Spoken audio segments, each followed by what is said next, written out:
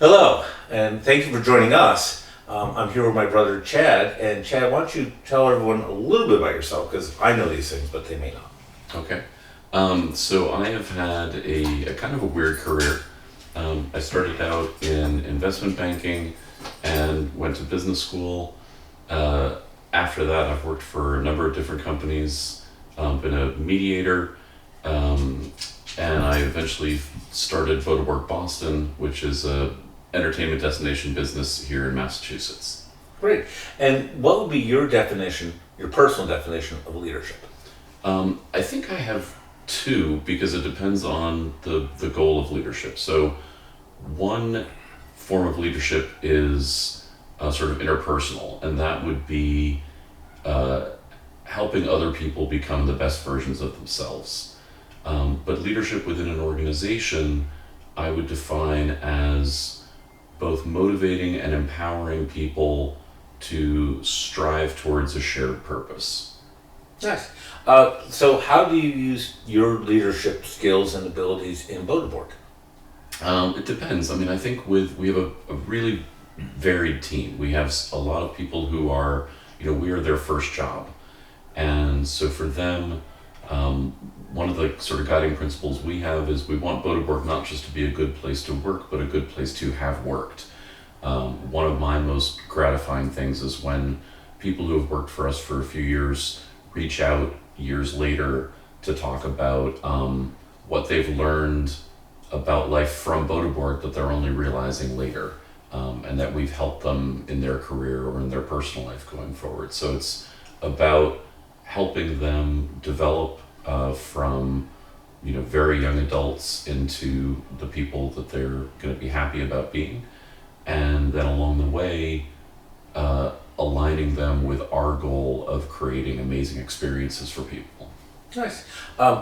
You have a very good story about customer service and one of your managers. I would like you to share it with everyone. I think I know the story you're thinking of. So, this was a situation where we had an unhappy guest who wanted to be able to quest. There were circumstances where they were not going to be able to. I don't remember. It was that I think someone was too young or whatever it might be, but one of our team had explained the issue to them.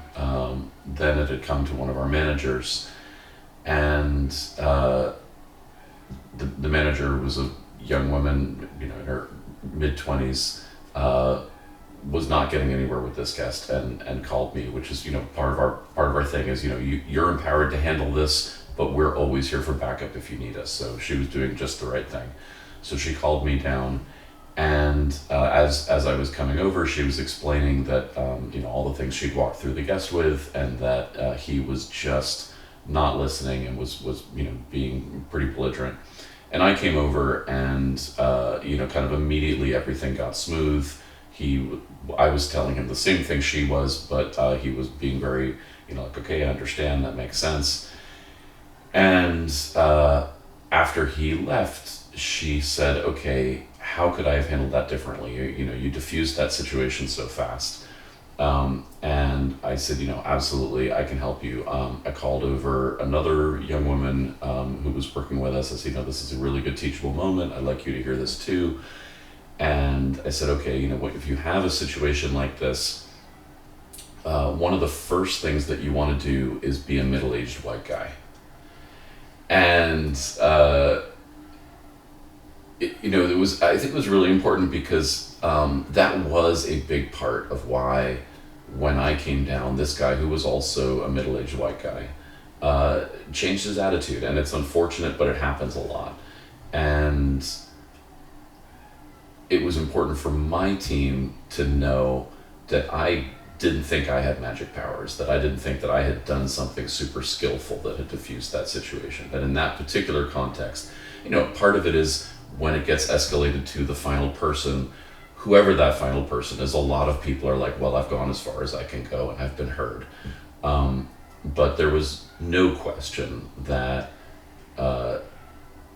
who I was played a big role in how he responded to me and why it was different than he'd responded to this other person.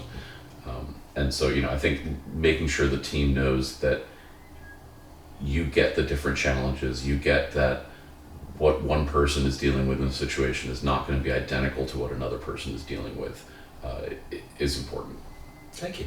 So you did work with the Harvard Mediation Project. Can you describe that experience, and then maybe we can build on leadership lessons from that? Sure. It was a fantastic experience.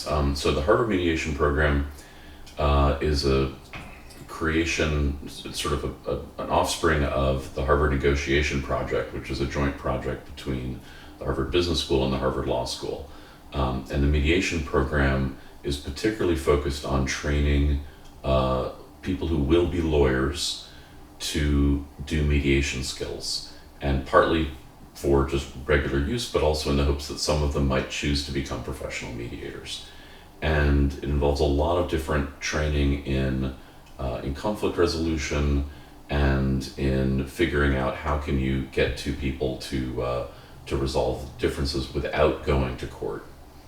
And part of what they do in the program is practical mediation, where you're working in small claims court and tenant disputes, and in what are called harassment prevention orders, which are not quite a restraining order, but sort of a preliminary level. If you have one person who seems to be harassing another, those can be quite difficult to get in court, but often you're able to mediate an agreement where the person who's causing the problem, or at least is seen as being causing the problem, may choose some sort of voluntary limits because they want to avoid having a full harassment order against them. Yeah, I think I'd be deterred at that point. Yeah. It's not long before. What are some lessons you got out of that experience, or some anecdotes that would help people think about leadership?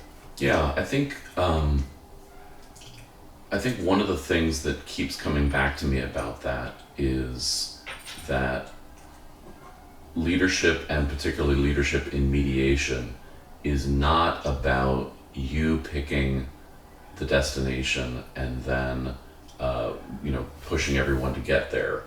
In a lot of contexts, leadership is about helping the people that you're working with figure out the destinations that they want to get to. Because when I'm running my company, it is to a large extent me who wants to decide where are we trying to go, and then I want to motivate people to get there, and I'm listening to them and their feedback, but it's not being driven primarily by their objectives if you're someone who's just working on the team. With mediation, it is being primarily driven by the interests of the people that you're mediating. It's their conflict, it's their interests that are at stake, and you're there purely to facilitate that. So I found that to be a really, really useful experience to sort of put myself in the mindset of saying, okay, how can I not push these people to a place, but get them talking in a way that helps all of us figure out the place that they collectively want to get to. And if they don't have a collective place, how can we help them figure out if there's a place that they're at least okay getting to? Because it's all about getting them to a position that they would both say, yeah, I prefer this to continuing the conflict. Thank you. Well, let's finish with, do you have any thoughts you would share with people who find themselves in a leadership position and how to be the best leader they can be? I would say, above anything else, integrity. I think that's the most important trait of a leader, both integrity and, to the extent you can, transparency. There are always going to be things that are not yours to share. But being honest with the people that you want to lead, being transparent with them, including about areas of uncertainty, areas of doubt, areas of setbacks, I think is the most important thing. People don't want to follow someone who they don't trust, and they will instinctively hold back and not go with you. And then I think the other thing is set the goal in a way that people understand it and have room to embrace it. have it be something that people feel good about. And if you can articulate a goal that the people you want to lead can connect to, can embrace, can feel good about, then that's a thing you need to focus on. You need to figure out, okay, what is this goal that we're trying to do, and why is it that I can't articulate it in a way that people are going to get excited about and say, yes, I'm on board with that and I understand it. All right. Well, thank you very much. And thank you very much for joining us. Take care.